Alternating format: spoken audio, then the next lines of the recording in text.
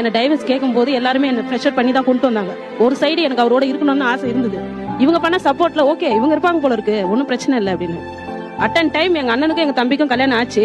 அவங்க என்ன வெளியே போக சொல்லல, தானாவே நான் வெளியே வர மாதிரி பண்ணிட்டாங்க. இன்னைக்கு ஒருத்தர் சப்போர்ட் கிடையாது.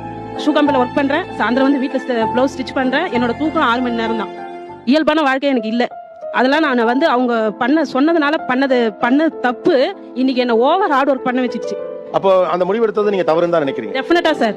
ஆனஸ்டா எங்க வீட்டுக்காரருக்கு நான் மன்னிப்பே கேட்கறேன். இந்த டெலிகாஸ்ட் ஆகணும். ஆனஸ்டா நான் மன்னிப்பே கேட்கறேன். அவரோட புரியாமைய தன்மையும், அவருக்கு ஜஸ்ட் ஒரு 6 மாசம் வேலை தான் இல்ல, எனக்கு டேலண்ட் இருக்கு, என் கையில அப்ப வேலையும் இருந்தது.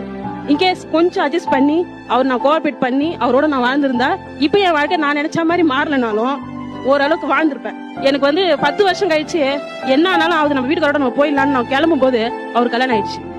எல்லாம் ஓடுவோம், சிரிப்போம், பேசுவோம், ஜாலியா இருப்போம். ஆனா நைட் ஆகும்போது தான் அந்த ஃபீலிங் இருக்கும்.